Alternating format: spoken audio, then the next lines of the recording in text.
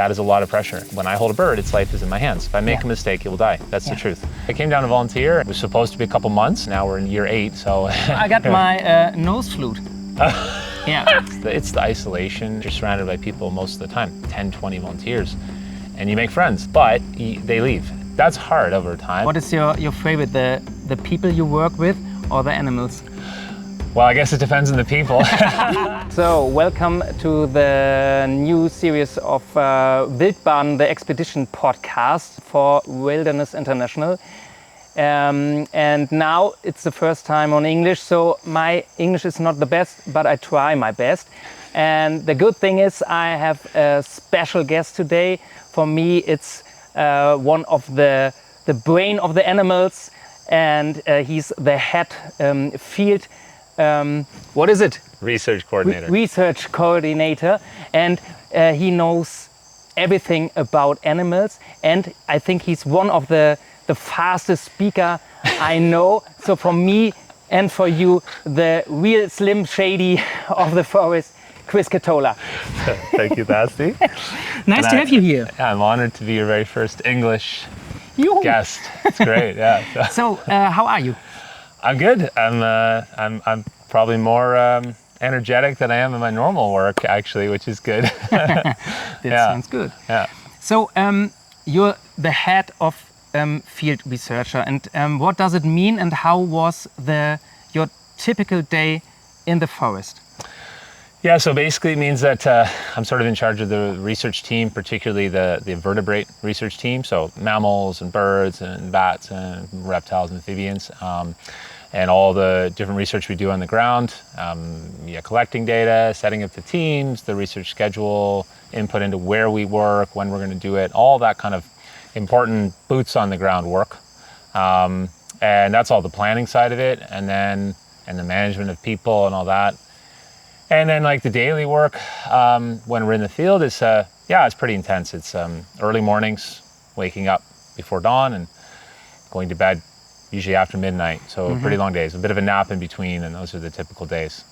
So what is your favorite, the people you work with or the animals?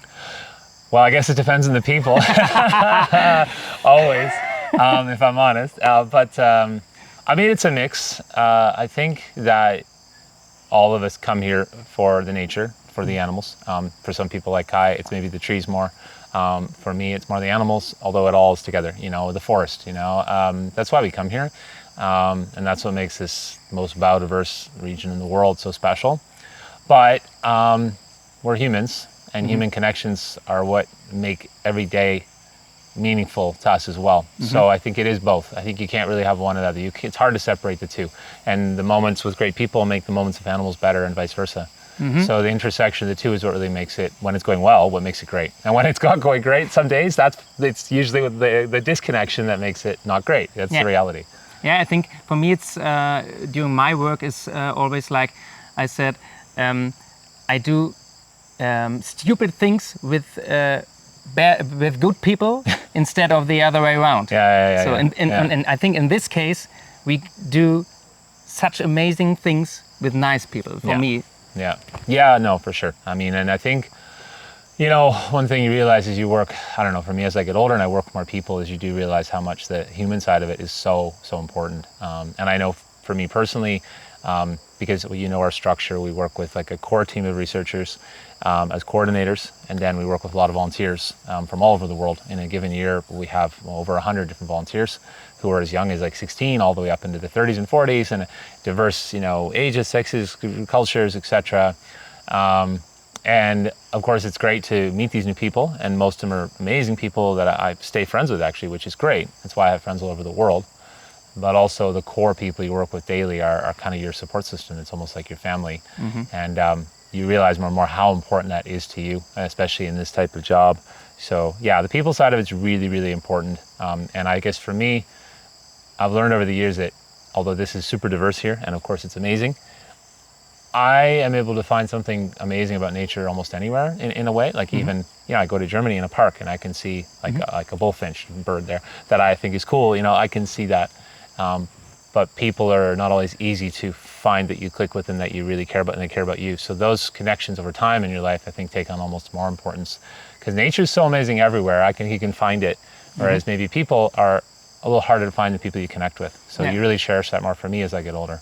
But maybe if you find such people, the connection is even get harder, right? Yeah. Or stronger. Oh yeah, once you find them, I mean, it's like they become like family, extended family, and you really rely on them, they rely on you. And I mean, I think even similar to you, you've done some amazing work and expeditions in many places with different people you've worked with, us and other people, obviously. And in these environments that are challenging physically, mentally, emotionally, that involve a lot of sacrifice in many ways, those cement those bonds in much deeper and much faster. You could do 10 years in a normal job and do 1 month in this job, and the connection feels the same. Yeah, you're right. So we heard you had a really tough job. You have it's physical, very hard and emotional as well.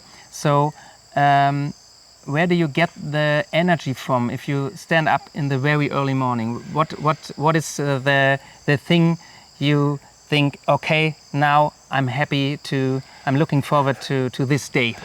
Yeah, I mean, I'm not gonna lie, those mornings sometimes I'm like, why am I doing this? Because it's funny, like behind the scenes inside is that I'm not really a morning person. Like I wake up every morning. Me as well. Yeah, like I don't like it. But the thing is, like, I absolutely love the work, and specifically in the morning I love birds. And I know it's the only way I can do it, so I have to do it. In terms of what gives me that motivation every day, I don't know. I mean, for me, it's so complicated. For starters, I've always been the kind of person that likes to I don't mind repetition when I feel like there's a reason for it. So I don't mind doing things repeatedly when I feel like it's part of the system, it's part of the cycle, and I feel like there's a purpose to it. I like pushing myself. I like being proud of that push on a personal level. And then I guess on a, organizational work level, yeah, I mean, I know the data we're doing is important, and the data we're collecting is important, and the work we're doing. And I'm also the kind of person that really enjoys seeing like subtle differences. Like you can see, if we think of an animal, you can see like, a bear and a fish. Like, okay, they're super different, obviously. Whereas you could look at like two types of birds and they're just tiny differences. And I like that. I think that's really cool. I think that's what makes life and nature so interesting, is like those subtleties, the little gray areas.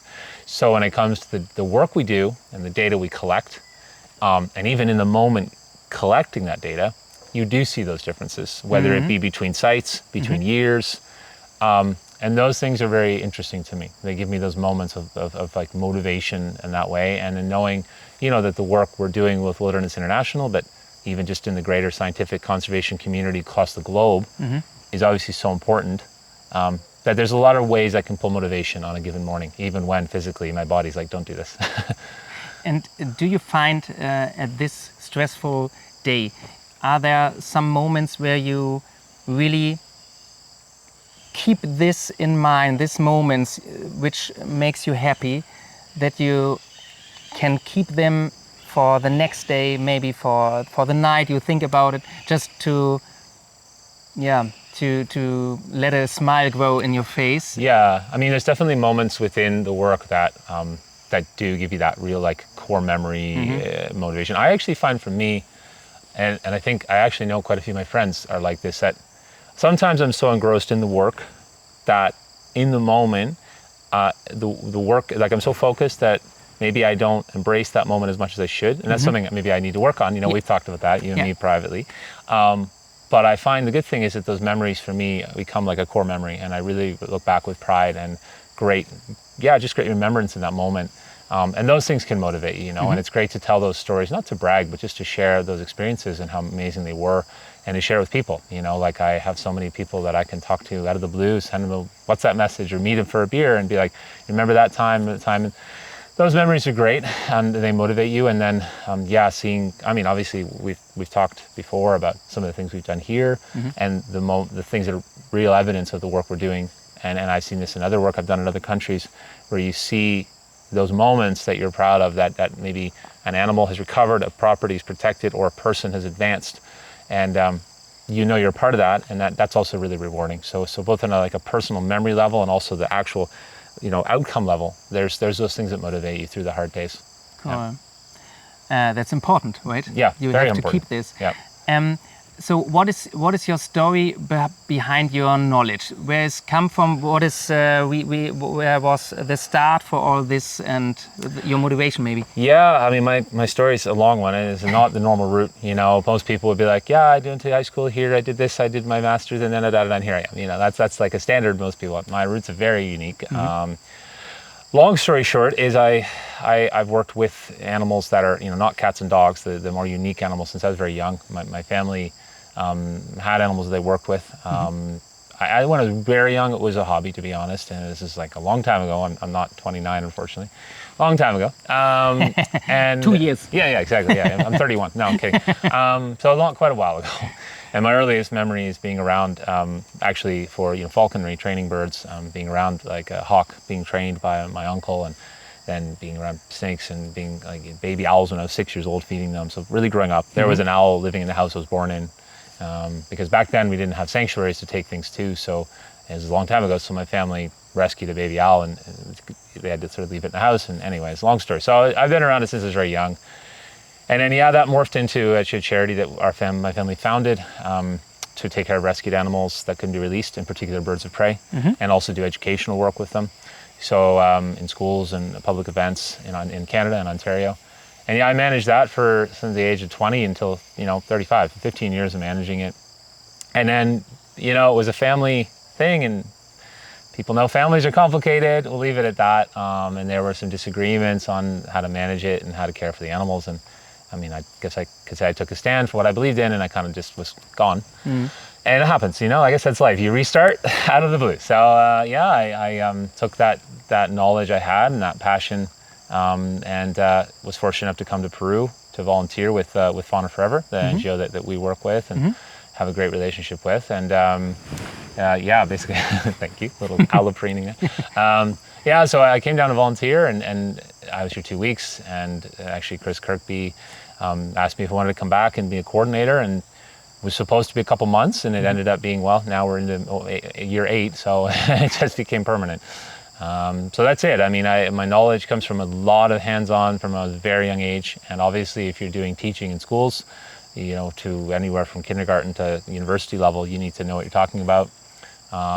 So yeah, that's the route. I mean, it's a long story, different story, but that's it. So long time doing it. Yeah, that's quite cool, because it's really like this. We go just through the forest, and every question I got about animals or something, you're just there, right? Yeah, I think that also comes from, well, there's a few reasons. I mean, part of it is study. Part of it is maybe, you know, my upbringing I was homeschooled, so it was a lot of self-learning, a lot of exploratory. Yeah, but you need the motivation from the inside, right? For sure. I mean, that comes from just animals are fascinating to me, you know. And I think also, like, it kept my mind open to creating hypotheses while I was young, which I then confirm through like reading the fact. And it trains your mind to be questioning and to think of things. And you'll even hear me go often when you ask me a question, I'll often say something like effective, I'm pretty sure, I'm not sure, but this is probably it. I won't give you an answer unless I'm sure. Yeah. But often I'll give you the hypothesis, which is likely true. And I try to run through that, and it helps me, you know, learn things quickly and explain things to people. Also, you know, years of working with students, they ask a lot of questions, and you need to be ready to answer those and your mind think quick. Yeah. So yeah, my learning style is very different than most people, but I think it gave me a lot of skills in how to process information and process new things, and even think of projects and science in general in a way that I'm pretty happy with and unique, I guess. So yeah, but you're right. I mean, it needs to be the motivation of also loving it. And yeah, it's something I've had since I was very young, obviously. And how important is it that the people outside, online, or especially the colleagues you are, see what you do, see how you work and how you are? Is it important for you, or is it just it's your core and it's important that you do what you do what you want to do? Or yeah, I understand. That's actually a really interesting question. Is it more important that I show off what I do, or is it more important that I'm proud of what I do internally? And I think fundamentally it's more important that I'm proud of what I do. However, I think it's also important to be self-aware, to check yourself to your peers, not to impress everyone superficially, but people that you respect, that I respect, people that you feel are qualified to give input on what you're doing. Yeah, I want to be accepted by that because I trust them too. And I want to do things, especially because we're working with live animals. I mean, you've seen it. I don't mean dramatic, but like when I hold a bird, its life is in my hands. If I make a mistake, it will die. That's the truth. Yeah. And that is a lot of pressure, and that's a lot of responsibility. And I want to make sure that I'm doing it right. And if I'm responsible for a team or training people, that they do it what we consider to be right as well.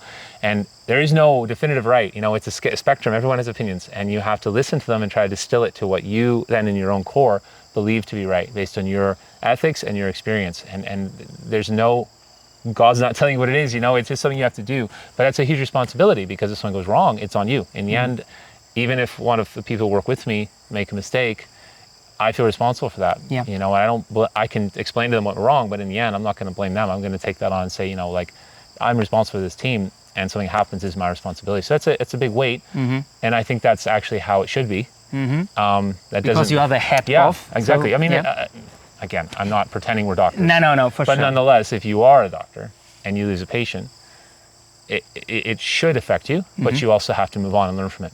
You know, and I feel like that's kind of how I try to teach volunteers as well, is to take it to heart, but don't let it break you. Learn from it and move on from it. And that's kind of how I govern everything I try to do. In terms of how I would care about the outside view. It does matter, but only to help me learn and be better.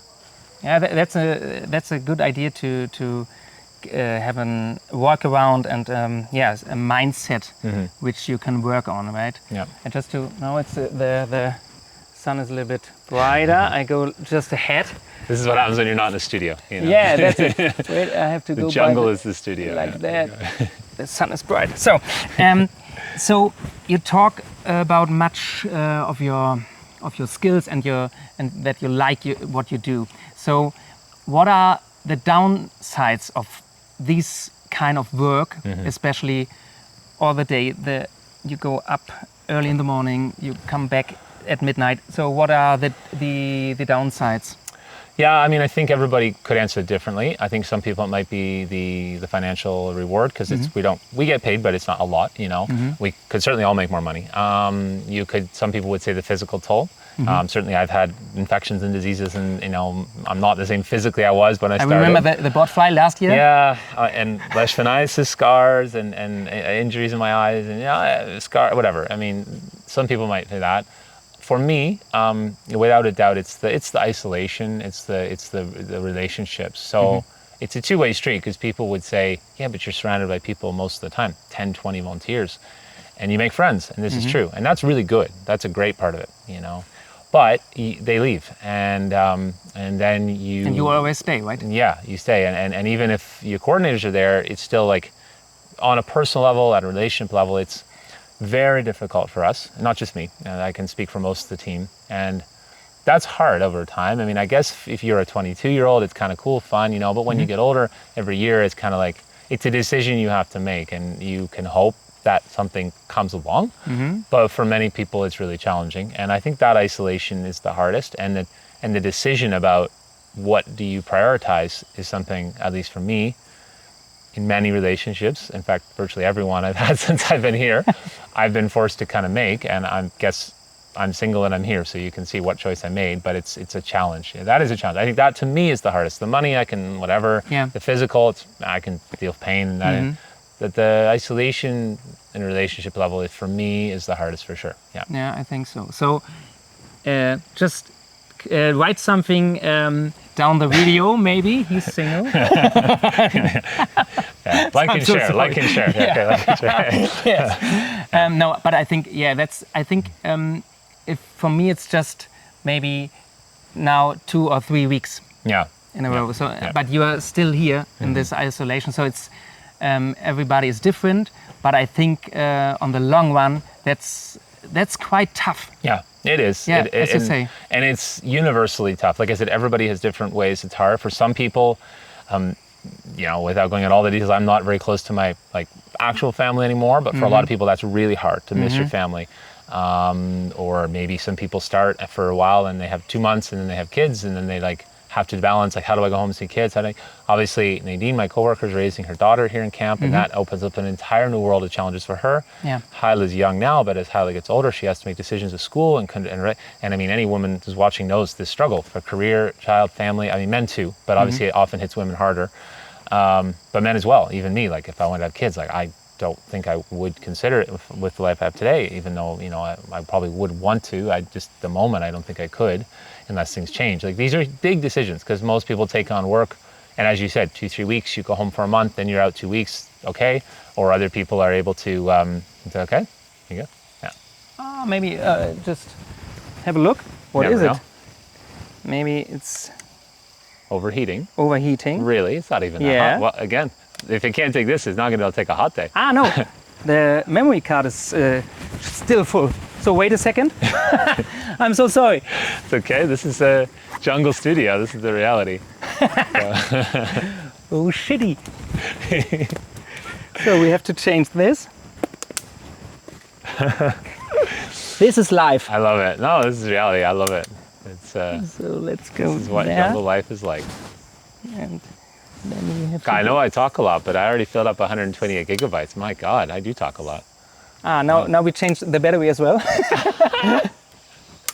Oh man, That's so funny. like that and like that. See, I don't know. Like, when I watch, like, listen to like a radio program or a podcast, I actually find these moments super funny. So I enjoy So I it. hope the these people are, as well. These are actually hilarious to me, and they make me laugh so much. So for me, I think it's awesome. I have no problem, because it's like, I always feel like these put you in behind the scenes what it's like. It makes it feel more real. Yeah. When there's technical problems and the hosts laugh about it and joke, I think it's hilarious. So That's hope the only everybody reason else why we does. do this. Yeah, exactly. This is staged. Everything. So That's all staged. Absolutely. like that. So It's just to give like a laugh, funny moment in the interview. Yeah. for now sure. we are in. Yeah.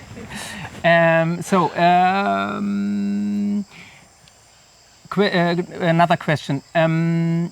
You for sure getting used to live here, to be here, to work here. What kind of key piece do you get in your backpack or in your luggage if you know now I'm go into the jungle? What is it? Yeah, I mean, it's tough because I work with so many teams, right? On a personal level, I mean, it's like definitely the clothing, that quick dry clothing. Like, I mean, that's got to be a lot of clothes, socks, underwear, pants, shirts, quick dry stuff, because out here you need to be able to have things dry quick and change a lot because you get gross and sweaty. I mean, that's super important. And then I guess in terms of equipment for the field, one thing that applies to every team basically is a headlamp. Really important. Like Fenix, Nightcore, sponsors, please. Like, just someone give us a sponsorship deal. And honestly, the headlamps are so important. And actually, it's probably the most forgotten thing that volunteers forget. They come with like a $49.99, AAA battery headlamp, and they're like, it's really powerful. And then they get in the jungle and they're like, oh wow, this is not good. and they see ours, because like mine is like a 3,000 lumen headlamp. Really bright. But it's not cheap, which is why we need donations, people. But yeah, we need it for our work, because like we can't. It's just not just for fun, literally, right? it's like your cameras. You need them. They're work. And the headlamps are super important. You've seen at night what it's like. It's how we see a little frog or snake. And yeah, other than that, then it becomes very team specific. Like, you would think binoculars, but then again, I actually use binoculars. Believe it or not, I use binoculars the most when I'm doing reptiles and amphibians. And people are like, well, you're at night, why? That's because at night, when we walk and I'm looking for like a snake or a frog and I see eye shine and it's 30 meters away, I can look, oh yeah, it is, and then go get it. Without it, I have to walk every time. Yeah. Whereas birds, you'd think I would use it, but when I'm catching birds in nets, I don't need binoculars. So I really only use the binoculars when I'm doing a certain survey where I need to look at birds. But a lot of days are working with birds up close, so I don't need binoculars. So, and then every team has its very specific tools. Yeah. Then something like a hook for a snake, or a tube for a big viper. You've seen that, or birds and bats with the calipers and the scales and tiny little things. So every team's a little bit different. There's a lot of luggage generally when I travel. For sure. You can imagine. Yeah. Is there something personal thing what you always carry with you, just maybe for have some luck or something like that? Actually, no. I'm pretty lightweight. I'm pretty minimalist. I've learned over the years. No, I'm pretty minimalist. I'm not one of those people. I know a lot of people have it, and I I respect that. And as I've gotten older, I kind of, because I don't have a home, right? So I just have like places, like a platform I go for a few months, or then I tent or B&B or the office, but I don't have a home that is mine, that I know my stuff's there every day. So sometimes I wish I had those, like something like that. Yeah. Now it's been a long time since I had a home. It's been almost 10 years, and now I'm like, one day I'll have that again, maybe. But yeah, no, for me, I'm really minimalist. I like to travel with what I need, simple. Basically, I need myself, to be honest, or friends to be with. That's really all that matters to me. Yeah, and you can trust you. Yeah, that's a good thing. Yeah, and the people I trust with me. Yeah. You know, that's the most. The memories come, and the luck, and then the all that comes from that. You know, obviously, I guess the most important thing is honestly my phone. Without that, I would die. Like, I will admit to being addicted to my screen, arguably for good reasons. Yeah. But nonetheless, I'm on it more than normally would be considered healthy. Without that, it would be really hard to manage my life and all the things I have to go do and plan and learn about and communicate. So yeah, the phone is pretty much a second brain, I have to admit. Is it one of the another downside to, as you say, you're not really got a home with roots, or is there a home where where your roots are, where you feel your roots, or? Yeah, it's a good question. I mean, I definitely feel, I'm obviously Canadian, and I'm proudly Canadian. Like, I don't try to, I will very much like say I'm Canadian, be proud of that. It's not a perfect country, but I'm proud to be from there, and I miss it. I miss some smells better. I miss the city in Toronto and stuff. But then again, when I go back, there's not like a home particularly I go to. It's more the province in general. It's more the countryside, the nature, the smell in the spring, you know, seeing a Blue Jays game, baseball, you know, or something like that. That's more the home as opposed to one particular spot. I'm fortunate that I can feel really comfortable with a lot of places and a lot of people. I guess the closest I would say these days is with my friend in England, Paddy, who's like one of my closest friends, and his family. They've kind of, in a way, unofficially taken me in. I can just stay with them whenever I'm in England, and they really just take care of me, and that's great. I mean, I'm really lucky to have them in my life. But yeah, I don't think I have one spot. I have more like a lot of different satellite homes I feel like I could be with, and that's really great. Yeah, cool. And another question, maybe the last one. Is there any song which you got on your mind if you go through the jungle, or just during the day, just popping up and you think about, and maybe you calm down a little bit, or maybe it's a song which pushed you up. It could be just a song, maybe a soundtrack or something like that. Is there anything? Yeah, I mean, it depends on the day, right? I mean, it is interesting because the music is often a way to learn about someone, sort of. I think that's a good question. I mean, for me, music's very lyrical for me, very intense in the moment. It's very cathartic emotionally. So it depends on the mood, to be honest. But I would say in general, like if I was going to put one song that when I'm engaged in a really happy, inspired place, a place that gets me really connected emotionally without dealing with anything, but just connecting in a real healthy level. Like, 'cause sometimes you listen to music to heal or to explore your emotions, at least I do. But for me, when I feel connected and engaged, inspired, like really connected, yeah, I mean, it's probably, for me, it's like Coldplay, Clocks. I mean, I can't go wrong. It's a classic. And that song obviously really connects to me a lot. And yeah, if I was going to be in a new place and just in a boat and put that song on and then looking at something beautiful as we're going by, for example, yeah, that's those moments where it's kind of just the wave of like, this is amazing, hits you, you know? Sometimes I think all of us, I know myself, but I think a lot of people can get so caught up in the minutiae of life and the stresses and the challenges coming, or the challenges in the past, that being in that moment's hard. I struggle with it, I admit it, and I try to get better, but I struggle. And there are those moments where everything just clicks, and that wave of where you are and how lucky you are to be where you are and how beautiful where you are hits you. And it can be really overwhelming, that moment. It's like a wave just hits you of like, this is beautiful. And yeah, like if I was going to think of some of the songs that trigger it, that's an example. For sure. So maybe I got a small present for you. Quiz, come in. Yeah. No, oh my God. I wish, yeah. No, I got my nose flute. Yeah, and I will try to play this song. Okay. So I would just remember the song. So how it starts. I give it a try. This is amazing. Okay. Oh, that's heavy, this song, right? Uh-huh.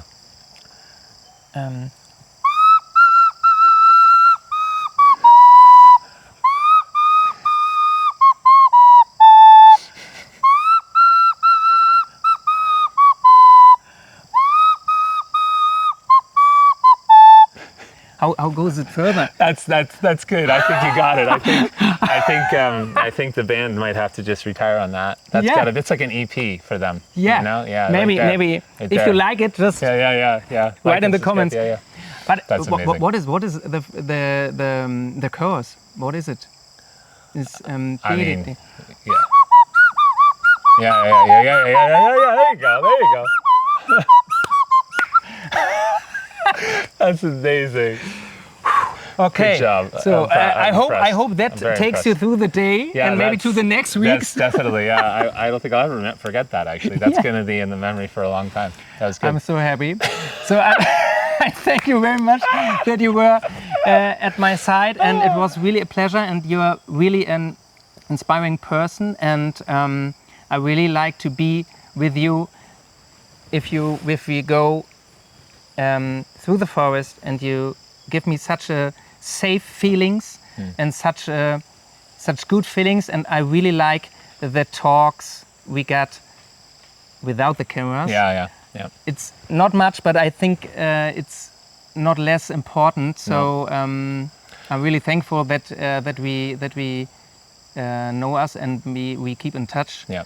Although it's hard Hard because of life, yeah, but that's okay. But I think always if we meet, there is a connection, and that's for me quite cool. Yeah, I mean, I'll say the same to you. I feel like we've both met a lot of people in our lives in this type of work, and the people who seem really genuine and just like real people. There's not this facade, this layers. It's just, this is a real thing. I think as you get older, you see that and you sense it quickly, and it's easy to connect with those people. And I feel like you, and shout out to Mattis as well. Yeah, The two for of sure. you, when you're here, it's always just, for me, I feel so comfortable with you guys because there's no facade. It's just real. Yeah. You guys are who you are, and there's no, from the most dumb joke to the most deep conversation, it all feels, no, but truly it feels Yeah. real. And I really appreciate that. And it means a lot to me as well. So yeah, fantastic. Thank you very man. much. Thank you, man. Absolutely. So we go out of the studio, and then we're done, right? Awesome.